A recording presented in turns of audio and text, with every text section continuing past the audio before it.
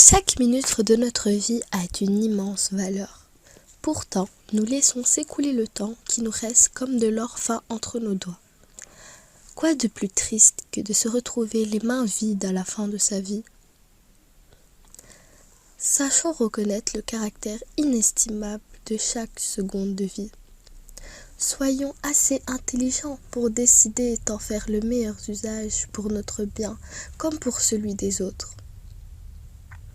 Avant tout, dissipons l'illusion qu'il consiste à croire que nous avons toute la vie devant nous. Cette vie passe comme un rêve qui peut s'interrompre à tout moment. Consacrons-nous donc sans plus attendre à l'essentiel pour ne pas être rongés de regrets à l'heure de notre mort. Il n'est jamais trop tôt pour développer nos qualités intérieures. Cheikh Khaled Bentounes.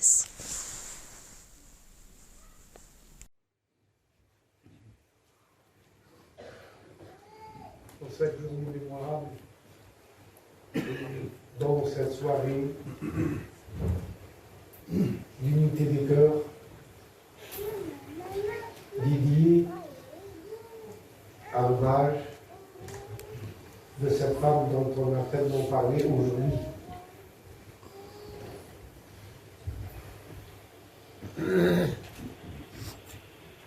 Faut-il perdre un être cher pour son souvenir et se souvenir de ce qu'il était et de ce qu'il a fait et de la place qu'il occupait dans notre cœur et dans notre quotidien. Je voudrais remercier tous ceux et celles qui étaient présents avec nous à cette occasion. Leur présence, pour moi, personnellement, dans ma famille, a été d'un très grand réconfort.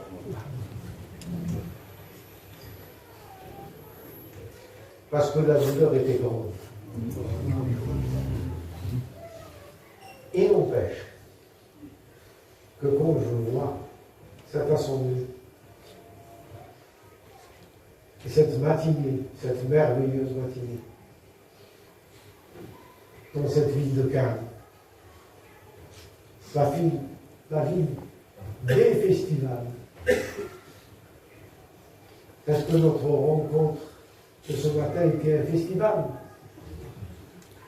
Est-ce qu'elle portait un message?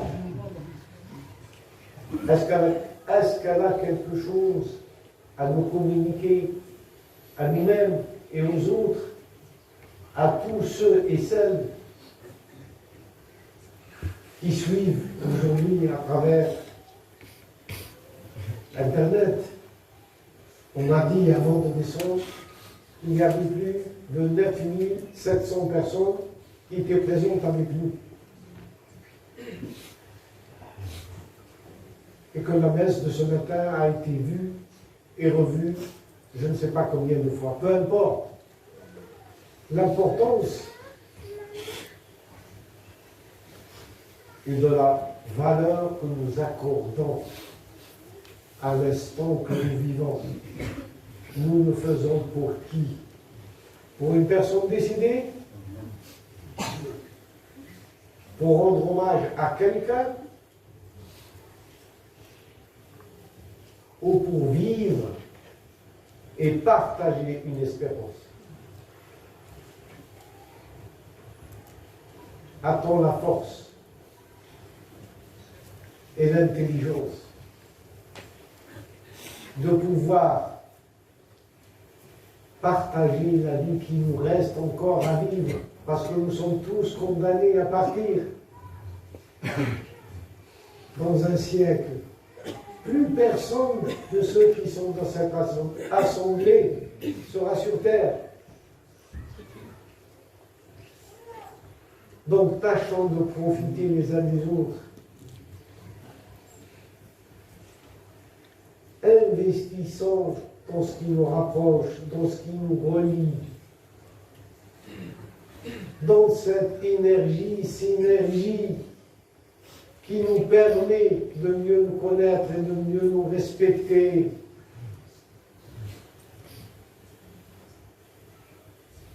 que chacun de nous fasse un effort de sortir, de faire un pas en dehors de lui-même.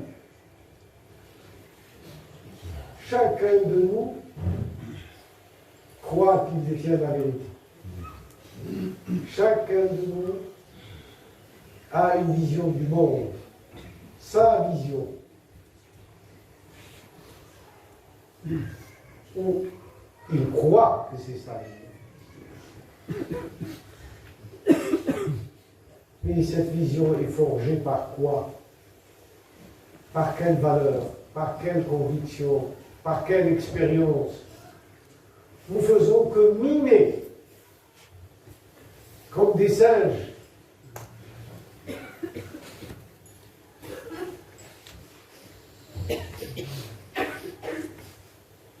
Qui ont été bien dressés, bien nourris, de beaucoup de fausses promesses. Tâchons, une fois dans notre vie, d'être sincères avec nous-mêmes. Tâchons d'investir dans ce qui est beau, dans ce qui est bon, dans ce qui est vrai. Et ce qui est bon et vrai pour nous, l'est pour l'autre. Ne faisons pas à l'autre ce que nous voulons pas qu'on nous fasse. Souhaitons à l'autre ce qu'on souhaite pour soi-même ou ce qu'on aime pour soi-même. Mais dans les faits, j'avais dit, et Dieu est témoin, j'attendais avec un grand sentiment, un grand pressentiment. Je ne suis pas voyant, je ne vois pas l'avenir, je ne connais pas l'avenir. Seul Dieu connaît l'avenir. Mais en Tunisie, à Mohamed, la veille du jour de l'an, j'avais dit que cette année commencerait très difficilement pour nous tous. Mais qu'elle est aussi une année annonciatrice d'un éveil chez les êtres humains, d'un éveil de leur humanité contre leur inhumanité.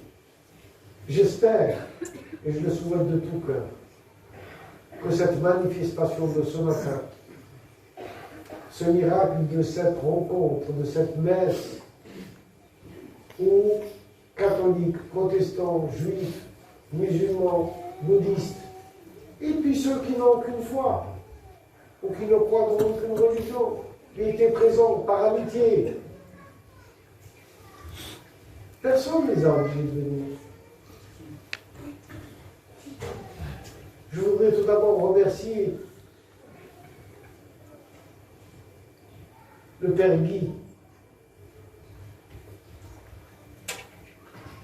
chez qui on était ce matin. En fait, on était chez qui? On était chez Jésus, dans la maison de Jésus. On était les invités de qui? De Christ. Est-ce que vous, musulmans, vous avez senti une gêne? Est-ce que vous, chrétiens, vous avez senti une gêne que les musulmans envahissent votre église? Qu'est-ce qui s'est passé? Qu'est-ce que nous avons partagé? Qu'est-ce que nous avons vécu? Faut-il passer par la douleur, par l'épreuve, pour se rencontrer, pour fraterniser, pour échanger? Faut-il que le ciel nous tombe sur la tête pour qu'enfin on s'éveille à l'autre, l'autre moi-même? Nous sommes des maîtres d'une alphabet, d'une alchimie céleste. Nous sommes des lettres. Il y a des lettres tordues, il y a des lettres droites. Il y a des lettres rondes. Etc., etc. Acceptons ce que nous sommes et réfléchissons ensemble à ce destin commun. Aujourd'hui, devant vous, je ne viens pas rendre hommage à quelqu'un. Je viens rendre grâce à Dieu. Et je suis quelque part dans la blessure qui m'atteint, heureux que ma compagne, en partant, nous a fait un tel cadeau. Parce que pour moi, c'est un cadeau. Alors comment transformer la mort en cadeau? Ça, je l'avoue, je n'ai pas la recette. Et j'espère que personne ne passera par là, parce que c'est douloureux. Mais quand on unit, quand on fraternise, quand on est ce moyen, ce plus qui nous rappelle à nous-mêmes et qui nous réconcilie en tant que famille humaine, qui lève le voile, qui nous obscure la vision.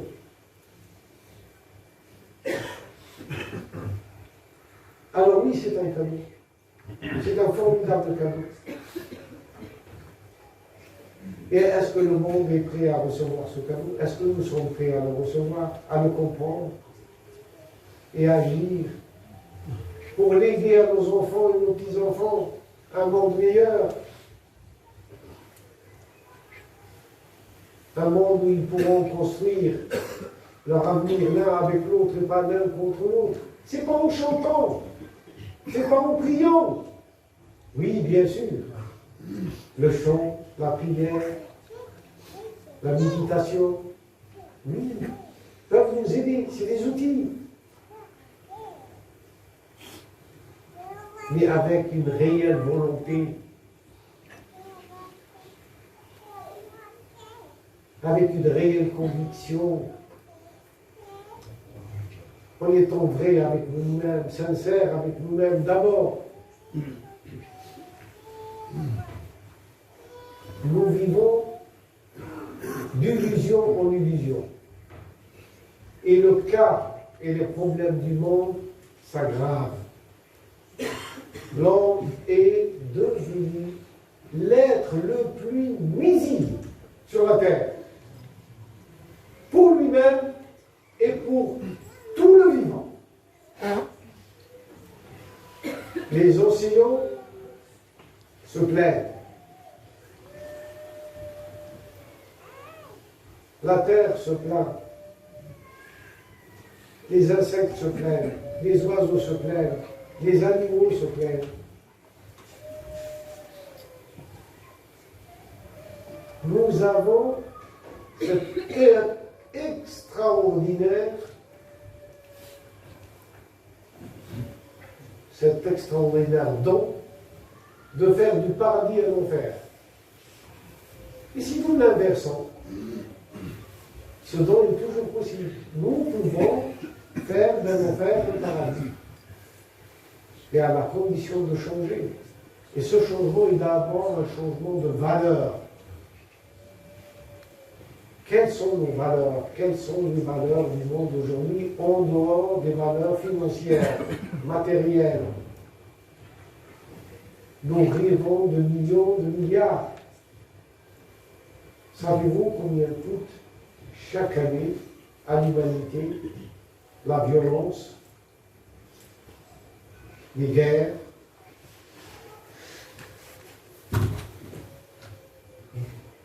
Ça, c'est les chiffres des Nations Unies, c'est pas le mien. Et je ne peux vous citer que le chiffre que j'ai entendu directement du secrétaire général des Nations Unies. C'est 15 000 milliards, 15 000 milliards de dollars par an. Ça, c'est ce qui a été estimé en monnaie.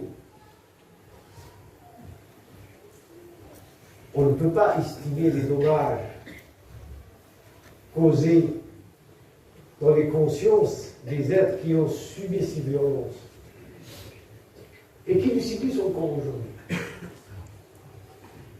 Certes, si nous comparons notre époque et les époques passées, nous voyons que la violence visible a diminué en quantité. Effectivement, elle a diminué. Parce que l'être humain, aujourd'hui, la population, niveau population, nous sommes 7,5 plus qu'en 1900.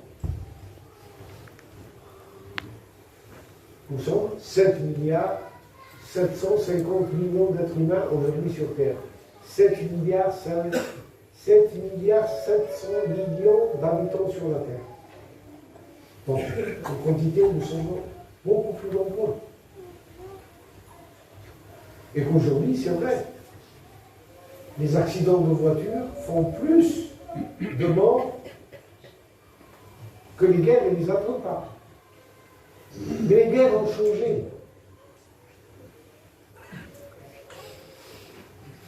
Elles sont devenues une autre réalité. La guerre d'aujourd'hui, elle est entrée même dans le sacré. Ce qui était sacré, ce Vénus de la violence, ce Vénus du rejet est rentré partout. Il est devenu quelque chose de tellement subtil qu'il englobe tout notre quotidien. Il est dans notre vie de tous les jours.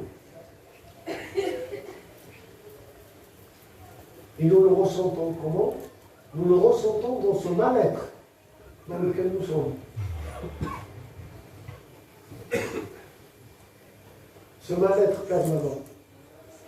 Nous sommes la société, en tous les cas en Occident, l'une des sociétés les plus riches depuis l'histoire de l'homme. Nous avons des moyens technologiques qui n'ont jamais existé auparavant. Nous pouvons faire le tour du monde en une journée, ou peut-être en moins d'une journée. Mais nous sommes incapables de communiquer avec le prochain, celui qui est à côté, celui avec qui on vit. Il y a de moins en moins de liens entre parents et enfants, entre voisins, dans un village, dans une ville. Et c'est là où nous devons changer. C'est là où nous devons aujourd'hui nous interroger sur la valeur du jeu et la valeur du nous. C'est notre terre ou c'est ma terre? La question se pose là. C'est mon pays ou notre pays? C'est ma ville ou c'est notre ville? C'est ma famille ou c'est notre famille? C'est mon ciel, ma mer, ma montagne ou c'est notre ciel, notre mer, notre montagne? C'est là où la valeur doit changer. Comment arriver à éduquer à cette éducation à la paix? La paix avec nous-mêmes, la paix du contentement, la paix de la joie de vivre, la paix dans la générosité, la paix dans l'hospitalité, la paix de donner plus sans en attendre.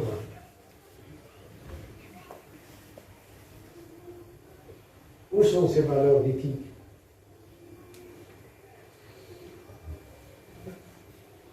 ces valeurs altruistes.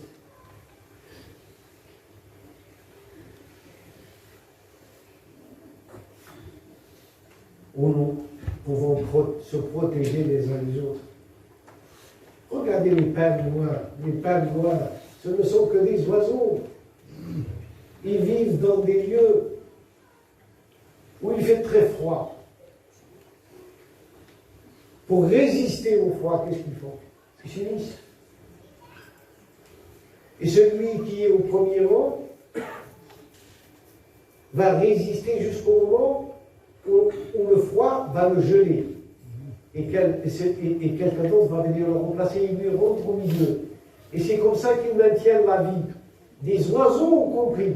Nous, on n'a pas compris. On n'a pas compris. Que s'entraider,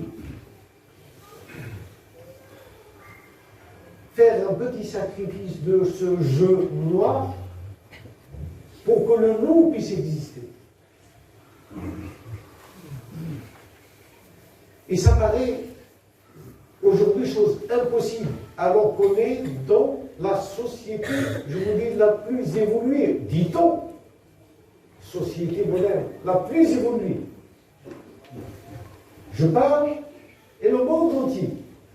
Il y a des gens qui nous regardent à Tokyo. Il y a des gens qui nous regardent à New York. Il y a des gens qui nous regardent en Algérie, au Maroc, en Europe, en Asie. C'est fantastique. Et pourtant, nous en sommes là. Est-ce que nous allons avancer? Ou faut-il combien de sacrifices? Combien nous faut-il d'enterrement pour qu'on puisse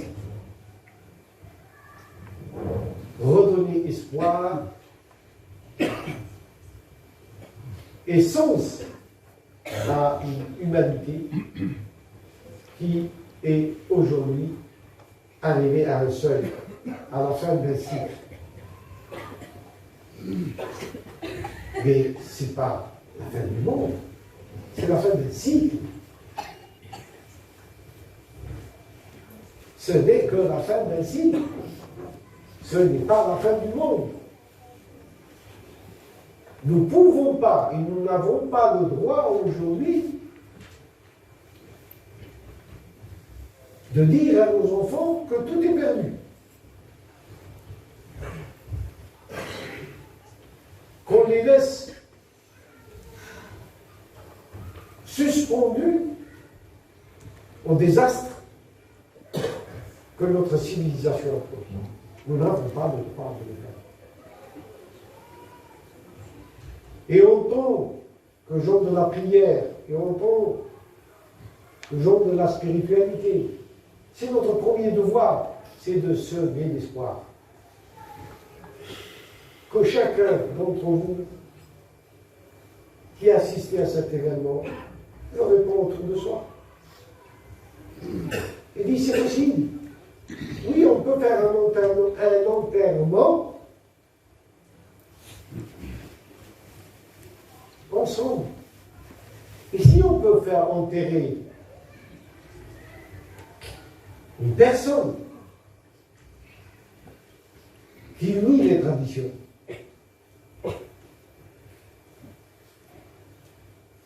nous pouvons aussi célébrer ça dans la joie, dans la naissance. Je veux dire, pourquoi attendre que nous soyons dans la tristesse pour le faire? On peut le faire aussi dans les moments de joie. Nous pouvons nous unir. Nous pouvons faire tomber les murs qui nous séparent. Je sais bien, ce ne sont que des discours. C'est que des paroles que je dis. Et qui sait? Une parole, on sait, quelque part, comme une bouteille à la mer, peut peut-être arriver un jour sur un rivage et le message sera lu et compris. Donc, c'est ma bouteille que je lance à la mer en remerciant de vivre ensemble à Cannes, de vivre ensemble qui a commencé dans cette ville. Ça a été la première expérience. N'est-ce pas? Nous l'avons partagé.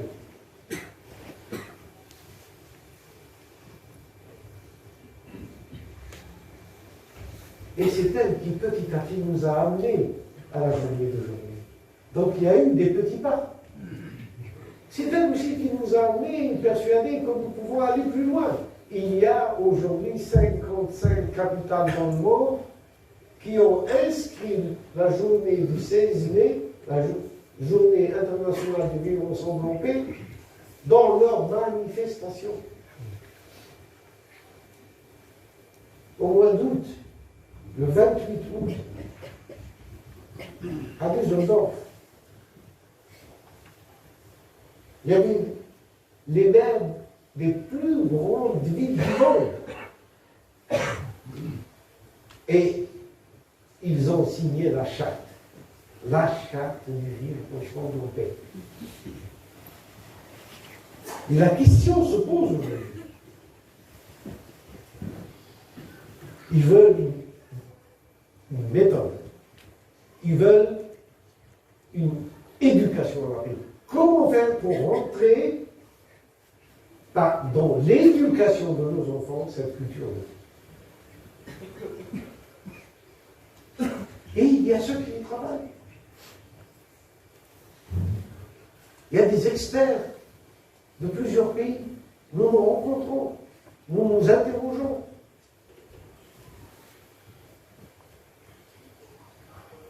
Nous collaborons les uns avec les autres. C'est des experts de plusieurs religions. Et même ceux qui ne sont pas, qui n'ont pas, encore une fois, qui n'ont pas une croyance, participent avec nous. On veut une culture de paix qui unit, qui fortifie les liens dans la famille humaine. En laissant la liberté à chacun de décider par sa propre volonté qu'est-ce qui le lie.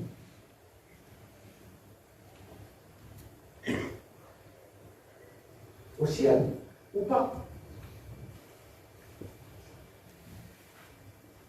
La foi, c'est quelque chose peut-être qui ne dépend pas de nous. Nous croyons avoir la foi. Mais en fait, nous n'avons que la croyance de ce qui nous a été transmis par nos parents. La foi, c'est quelque chose qui se construit par l'expérience, par le goût. Ce n'est pas quelque chose qu'on vous transporte et que vous portez sur votre dos toute votre vie. Ce n'est pas une marque, ce n'est pas Coca-Cola. La foi, ce n'est pas quelque chose qui est sur un passeport. La foi est une énergie qui illumine du cœur.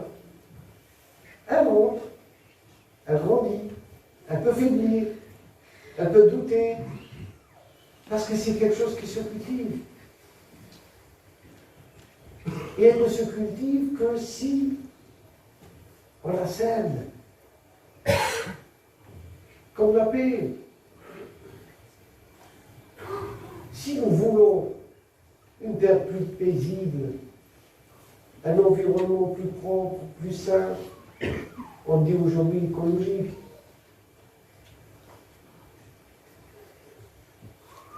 Alors, il faut le semer. Semer où? Semer dans les consciences de l'être humain pour que ça devienne pour lui une réalité. La paix doit se construire d'abord dans les esprits. Et la foi, comme la foi, se construit dans le cœur et les consciences. Alors j'espère, et je vous remercie beaucoup, pour être venu nous assister et nous apporter comment je pourrais appeler ça, votre amitié.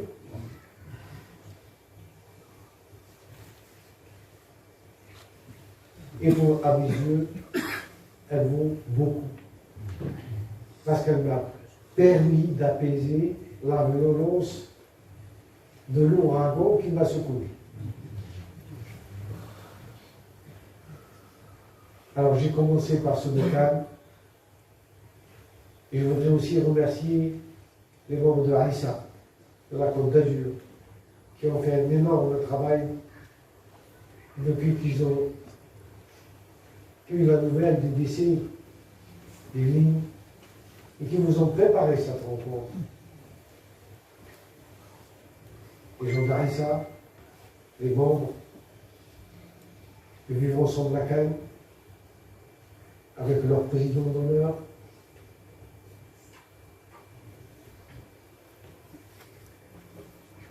le père Abbé que vous avez vu ce matin, le père Louis, et puis Christian, je l'appelle toujours Christian, je ne peux pas l'appeler autrement, je ne peux pas l'appeler très bien que ça, il va me rironner. Parce qu'on s'appelle par nos prénoms. Et Christian, l'ami, d'un long parcours et on n'a plus rien à se prouver l'un à l'autre. Mais aussi ceux qui ont fait un long voyage. Il y a parmi nous qui ont fait 20 heures d'avion pour assister avec nous. Ceux qui viennent du Canada, ceux qui sont venus de l'Équateur, ceux qui sont venus de Taïwan, ceux qui sont venus des Émirats arabes unis. Et notre sœur et maître, Cheikh Amour, qui a pris l'avion ce matin très tôt pour assister avec nous à la célébration de ce matin et qui est encore là avec ses compagnons.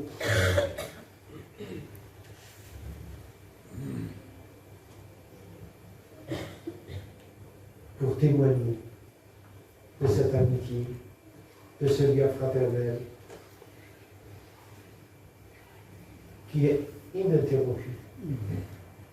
Et puis ceux qui sont venus d'Algérie, ceux qui sont venus du Bénin, du Sénégal,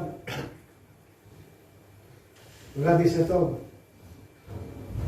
l'un des derniers sages de l'Afrique, cet homme-là, qui a été plusieurs fois ministre dans son pays, qui a représenté son pays aux Nations Unies, qui a été à l'Assemblée nationale sénégalaise, de haute responsabilité, et qui est resté toujours humble, fidèle parmi les fidèles.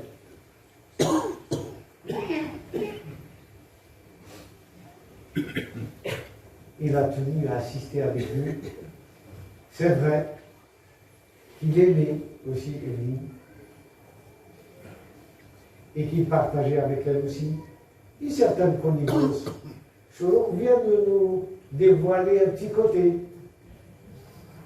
de ce personnage énigmatique, de cette compagne énigmatique. Oui, il y a des liens qui se tissent entre les êtres, de connivence, dans l'amitié, dans l'échange.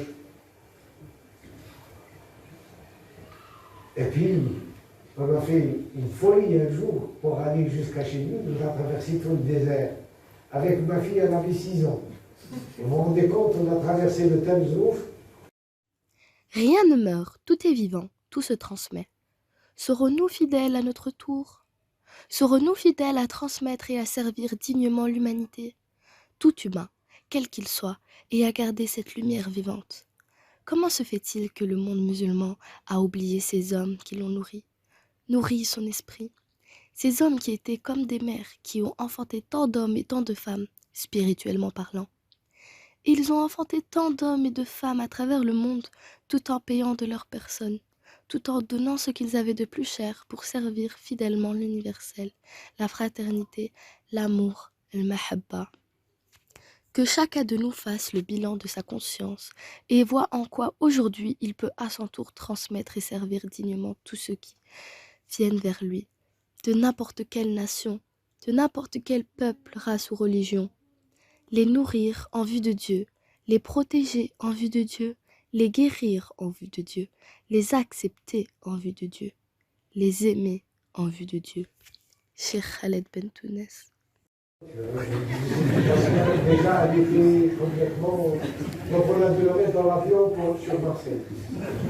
Elle a mis 6 mois pour arriver. Ça, c'est des anecdotes. Pour illustrer, c'est bien. J'ai dit tout à l'heure que nous sommes une alphabet. Comment ces liens peuvent se tisser parfois par des canaux qu'on ne soupçonne pas.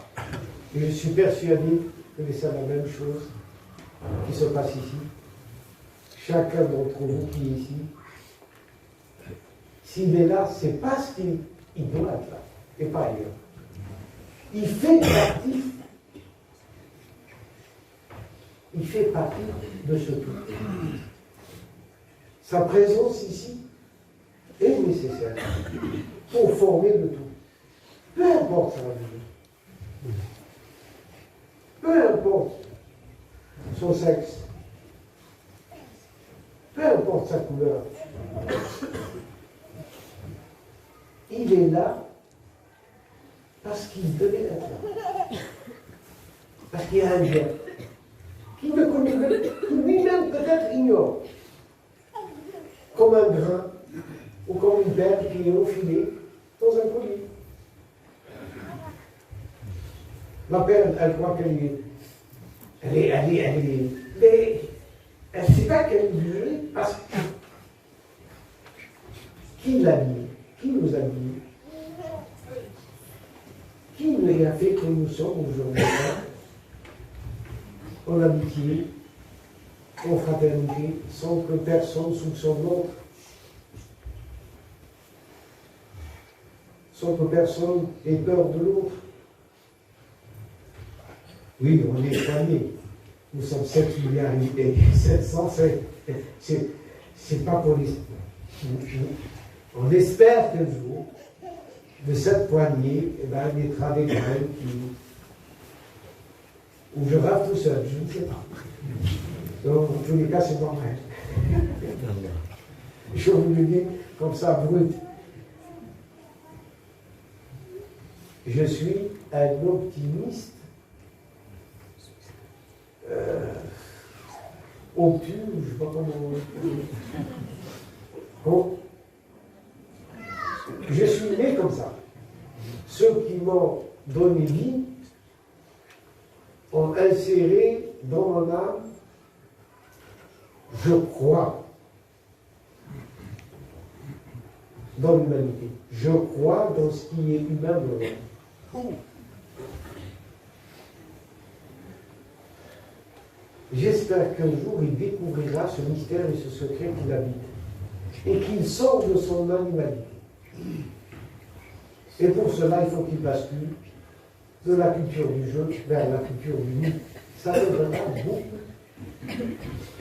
Ça l'aidera beaucoup. Merci à tous et à toutes. Je ne vais pas nommer tout le pays. Ah oui, il y a j'ai nommé le Canada. J'ai dû certainement oublier. Donc, à tous et à toutes, et à ceux qui nous écoutent, et à ceux qui ont fait la messe en même temps que nous, ce matin, dans la ville d'Oran, chrétiens et musulmans, en même temps.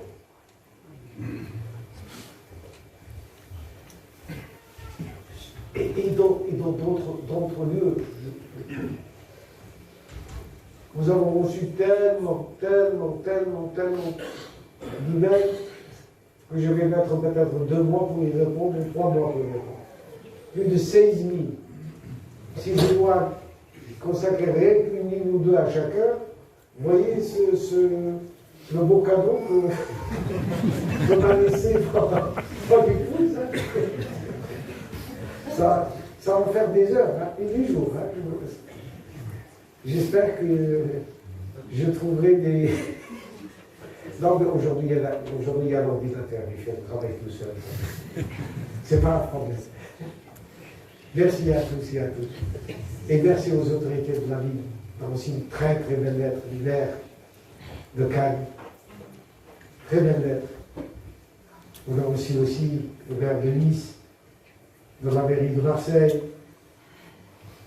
des autorités des affaires étrangères, des consulats, de plusieurs pays, des cabinets ministériels, des cabinets même royaux. Donc, c'est pour ça que ça me donne encore plus d'espoir. Oui, de Rome. Et bon, de toute manière, il n'y a rien à cacher, vous lirez tout ça. Tout ça aujourd'hui, puisqu'il n'y a plus, dit-on, il n'y a plus de vie privée. Alors on parle sur les frontières. Ce qui est bon, ce qui est mauvais, mauvais. Vous faites le tri. Je vous laisse faire le tri. Merci à tous et à toutes. Merci à tous. Il y a une personne ici qui a écrit un poème. Quand je l'ai lu, j'ai dit, bon, on se prend pour qui? On va dire que voilà, ça c'est encore des illuminés qui se prennent pour des envoyés ou je ne sais pas quoi. Mais je sais que ça lui fera beaucoup de bien pour sa guérison. Ça va être un remède. Alors, je vous laisse juge. Si vous voulez écouter ce poème, Adena, et elle va vous le lire. Si il faut que j'ai une réponse. Viens. Allez, je t'ai brisé là. Totalement brisé. Viens, tout de suite. Donc, dis-moi d'abord pourquoi tu as écrit ce poème. Dis-le à tout le monde. Pourquoi tu as écrit ce poème? Viens. Donne-lui le micro. Allez, prends le micro. Dis-nous pourquoi comment ça fait que tu as écrit ce poème. Mes chers amis, je voulais partager avec vous un joli poème, œuvre de notre ami Neza Ben Dada, dédié à la mémoire de la chère et regrettée compagne Evelyne Robs de Cheikh Khaled Ben Tounès. Sainte Evelyne nous a quittés. Elle n'est pas morte, c'est une femme douée d'ubiquité et de vivacité. Les morts sont d'un autre sort. Le sien est celui du confort, auprès des véridiques et consorts. Nous la pleurons et partageons la peine de sa famille proche et lointaine avec tristesse. Evelyne est gentillesse et allégresse. Elle bâtit une forteresse du nord au sud, un vrai prélude, d'est en ouest, une attitude, celle de la mansuétude, de la gratitude, de la joie de vivre et de la tolérance. Non pas juste par habitude chez elle, c'est une certitude. Evelyne, je vous pleure, c'est moi qui meurs, de ne plus pouvoir écouter votre voix qui me réchauffait le cœur. Et cette douceur que je n'ai vue nulle part ailleurs, que Dieu ait pitié en ce mois de chandeleur. Des pauvres âmes et de nos larmes, Evelyne, vous n'avez jamais porté les armes. Que du charme pour un projet et un décret voté par tous les États à l'unanimité. Vos trames ne sont pas des états d'âme, mais des actes dignes d'une grande dame. Vous êtes la sœur, la mère, la compagne de bonne guerre. Un mystère pour ceux et celles qui galèrent. Une chanson en diapason pour les enfants. Vous êtes humilité et discrétion. J'écrirai toute une nuit et une vie sur la peine et ce que je ressens. Par respect, c'est de vous qu'il est question. Jamais plein d'écouts, d'offices et sollicitations. De tout, par toutes nos félicitations. À celle qui a aimé, choyé, accueilli, sans jamais dire à personne « Allez oust, maintenant j'ai vieilli ». Au contraire, elle a porté le projet de notre bien-aimé, celui de nous unir tous et toutes, même la lignée que je suis, non pas un forcené. Je crois en la paix dans le monde depuis petite. Demandez à ma mère. Evelyne, vous portez ce jour, voté un 16 mai, à l'unanimité, des trophées. Les vôtres sont des hommages, venant des plus grands sages. Paix à votre âme et courage à tous les hommes et les femmes qui vous ont connus. Ô miséricorde, notre douleur est un drame et le mal me transperce, une lame qui transverse. Dieu seul sait le nombre de larmes qui coulent, je cherche l'encre de nos cœurs. Dieu, nous jouissons en flammes. Accorde-nous ta bénédiction et apaise nos contradictions.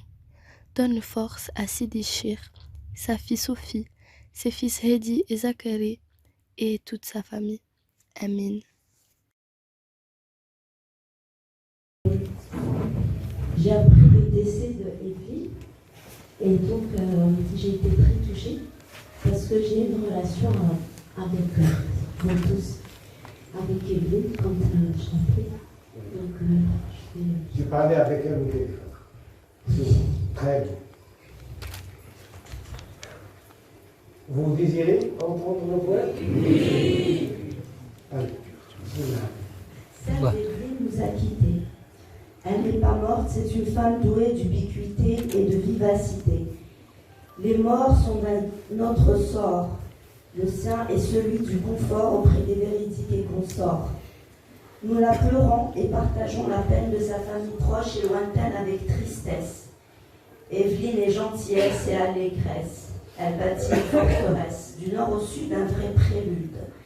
D'est en ouest une attitude, celle de la mansuétude, de la gratitude, de la joie de vivre et de la tolérance. Non pas juste par habitude, chez elle c'est une certitude.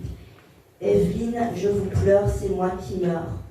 De ne plus pouvoir écouter votre voix qui me réchauffait le cœur, et cette douceur que je n'ai vue nulle part ailleurs.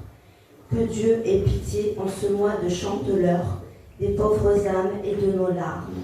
Evelyne, vous n'avez jamais porté les armes.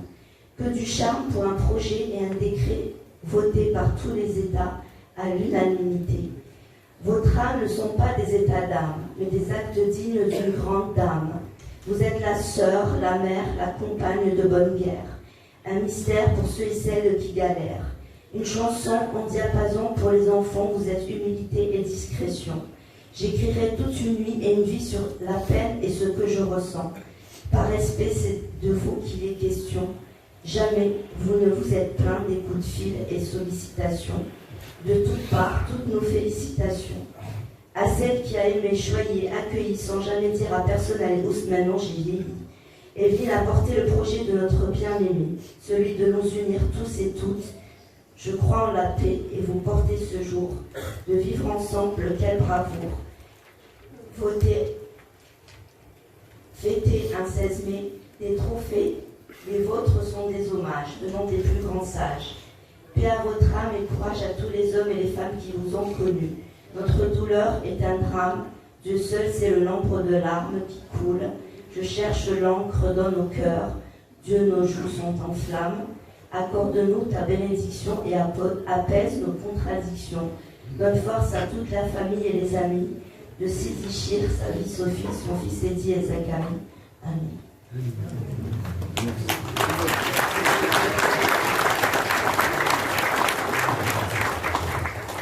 Alors, elle s'appelle Nezha Bendana. Ici, on va connaître son nom. Merci. Merci, merci. Je sais que les moments de clôturer sont toujours difficiles. Est-ce qu'on a fini, Monsieur le Président? Ton programme est fini, là, il reste encore.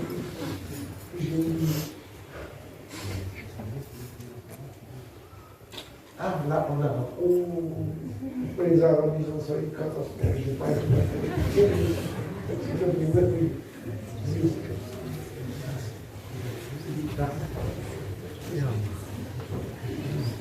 symboliquement, il faut quand même, pour moi, c'est des images. Je vous délègue à Sylvius, l'une des quelques mots honorables.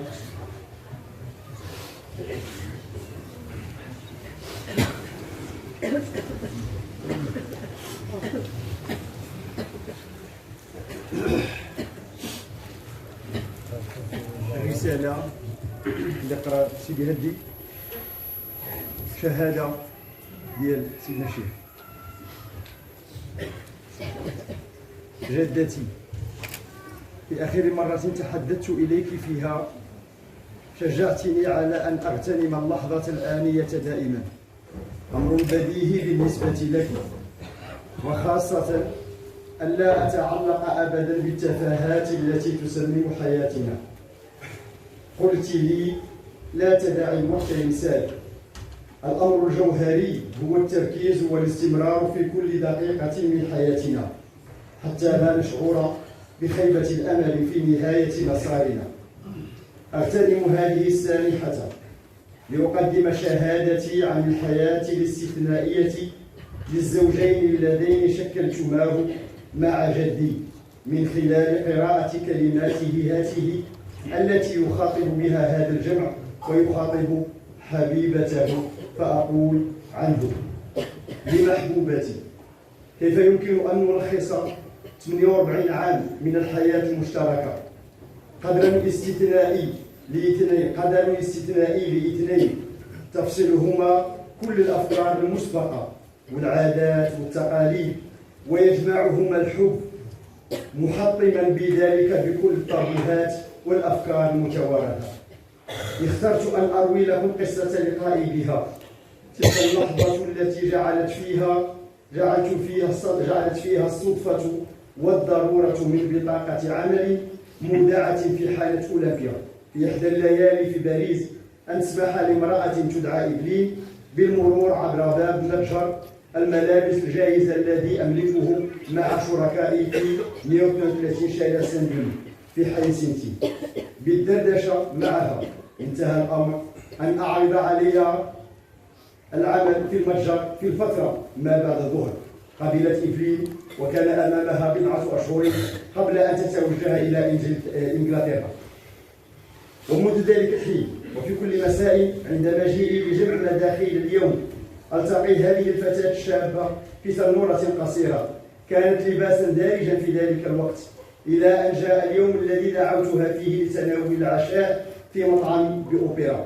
في هذه اللحظة وربما دون علمنا تكونت تلك الرابطة التي وحدتنا حتى اليوم. كان ذلك في شباط فبراير 1972. لا في أين من التفكير بالاستقرار معها في الزاوية، المكان الذي يسكنه ويعيش فيه الصوفية. كان من غير المتصور في ذلك الوقت أن وليد السلسلة الروحية في الثقافة الإسلامية الصوفية يمكنه أن يأخذ برفقته امرأة غربية فرنسية كاثوليكية ومن النورمان. بالاستماع إلى هاتف القلب أعلم جيدا أني أخالف تقاليدي كلها، إلا أنني لا أستطيع أن أتخيل أنه بالإمكان العيش دونها وخلاف ذلك. لست أدري بعد إلى أي حد سيكون لهذا الاختيار من الأهمية في تحديد قدري، ولكن سيقربني بكل تناقضاته في الواقع من جوهر العيش معا في الحياة اليومية. استقرينا معا إيفلين وأنا في شقة صغيرة كنا في 22 من العمر فقط. حققنا نجاحات باهرة في العمل. في تلك السنة افتتحنا محلا ثالثا في شارع الدكتور جون بيير تيمبو، والذي سنعيش في شقة فوقه في النهاية. ولدت ابنتنا صوفي في أبريل 1973. بخلق الطابوهات فتحت ثغرة قادتني من خلالها مساري إلى تمهيد طريق جديد لقاء الشرق والغرب. إن الافتتاح والدعم اللذين تمثلهما إيفلين سيؤثران على بقية حياتي. عندما قام أبي الشيخ المهدي بآخر سفر إلى أوروبا في فبراير 1975 في ذلك الحين مجهدا بسبب الاحتجازات وتحامل أولئك الذين يرغبون في القضاء على الرسالة الروحية التي يجسدها، قبل العودة إلى مستغانم وفي إحدى الليالي ودون سابق إنذار جاء لرؤيتنا في المنزل في باريس في وقت متأخر جدا. قلبت عليه وسألته عما إذا كان هناك أي مسألة خاصة. أجاب ببساطة: لقد جئت لرؤيتكم. ثم طلب من زوجة إفلين أن تحضر إليه صوفي ابنتي حفيدته الصغيرة والتي لعب معها لفترة طويلة، وطلب منا أن نحضر له فنجان قهوة. أخبرني حينها أنه ذهب لأول مرة إلى كوت دازور بجانب فرنسا، وأضاف: هذا مكان رائع للعيش فيه. نصحته أن يغادر الجزائر وأن يستقر في المغرب مثلا، أو أن يسافر إلى. قال: ذاك من شأن الشباب، كان جوابه. لم أكن أعرف أنه لقاؤنا الأخير. في اليوم التالي ذهب لرؤية والدي إفلين، ثم عاد إلى مستغانم حيث توفي بعد شهرين في أبريل 1975. فاصطبر خلي وصابر، وارض بالذي رضينا، عساها تحل المرائح فتحظى بما قضينا. كان آخر توصياته الروحية والتي بعث بها إلي مكتوبة في ظهر ظرف بالقلم الرصاص عبر مقدم مدينة باريس والي عمار. عينني مجلس الحكماء خلفا له رغم رفضي. ألقي بي زج بي أنا وإفلين في عالم جديد، وفي مواجهة هذه المهمة والمسؤولية الساحقة كانت إفلين نعم المعينة، لأن حياتنا انقلبت رأسا على عقب. لقد قمت بتصفية جميع أعمالي التجارية، وخصصت كل وقتي في حفظ ونقل هذه الحكمة وهذا التراث الروحي الأزلي الذي ورثناه عن أسلافنا. تحولت حياة العيش معا والتقاسم في الحميمية من قبل الزوجين تدريجيا إلى قناعة لا تتزعزع، طريق مليء بالمزارق والأشواك المؤلمة في اتجاه معاكس للأحداث التي تهز عالمنا. ومع ذلك سينتهي يوما في 8 ديسمبر 2017 بالوصول إلى قرار الأمم المتحدة رقم 7230، والذي يكرس اليوم الدولي للعيش معا في سلام في 16 مايو من كل عام، يوم تم اعتماده بالإجماع من طرف 193 دولة عضو في الجمعية العامة 72 للأمم المتحدة. في رسالته الموجهة إلينا في 16 ماي 2019 يرحب البابا فرانسيس بهذه المبادرة، ويعرب عن أمله في أن تسهم في بناء الجسور بين الناس في ظل احترام اختلافاتهم والانتباه للصغار والفقراء، والسماح بذلك بظهور أخوة عالمية حقيقية وحضارة المحبة.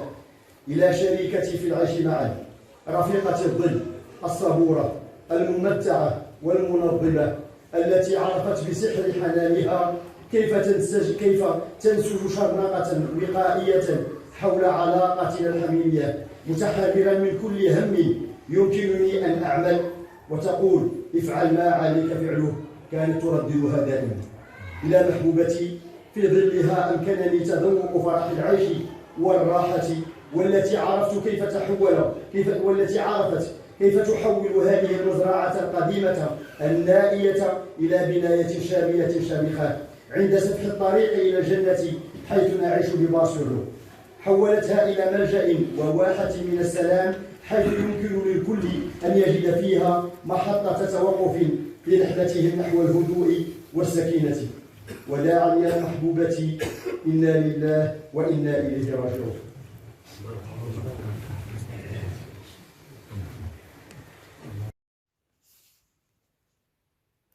À mes chères sœurs et frères dans la voix, je ne peux exprimer ma gratitude envers vous tous, tant elle est infinie. Par amour pour vous, par votre dévouement sans faille, vous avez généré l'énergie du grand nous, le un fédérateur. Maman méritait d'être embaumée de ce parfum, tant son combat fut exemplaire. Je vous demande d'être confiant dans votre grandeur. Vous êtes des êtres du possible. Rien ne peut vous arrêter quand l'amour vous transporte. La preuve. Vous avez été mes soldats de paix. Je suis fière de vous, comme fière d'être la fille d'Evelyne. Je vous aime et n'oubliez jamais que tout est question de fréquence. Mettons-nous là où nous devons être et tout viendra à nous. La preuve est là. Sophia Bentounes. Alors, bonsoir à tous. Transmettez à vos familles et à nos frères et sœurs tous nos souhaits de bonheur, de paix et de fraternité. Et du cœur surtout, profitant de l'instant qui nous est donné à vivre et à partager des moments heureux, des moments de joie, des moments de peine, parce que même dans la peine, il y a parfois des leçons de bonheur. On apprécie le bonheur que lorsque nous sommes dans la nécessité, nous sommes dans la douleur, et cela accroît la valeur de ce bonheur inestimable qu'on cherche. Il n'est pas si loin que ça, je peux vous l'assurer. Ça a été tellement dit de fois à travers l'histoire de l'humanité. Aimez-vous les uns les autres. Nous le disons avec simplicité, mais si nous comprenons la magie qui cache l'amour, ce lien qui féconde et qui transmet la vie. Merci à vous tous. Mille merci. Et que grâce soit rendue à Dieu pour nous donner ces instants dans cette vie, dans ce lieu, dans la paix et la sérénité. Merci beaucoup. La ilaha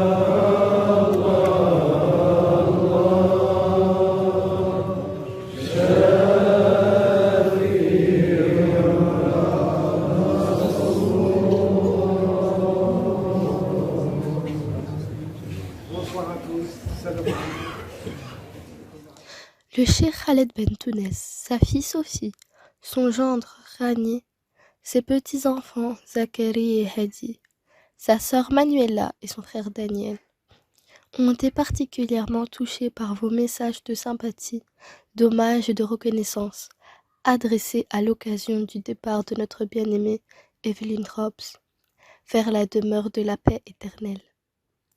C'est avec immense gratitude que nous avons reçu vos témoignages.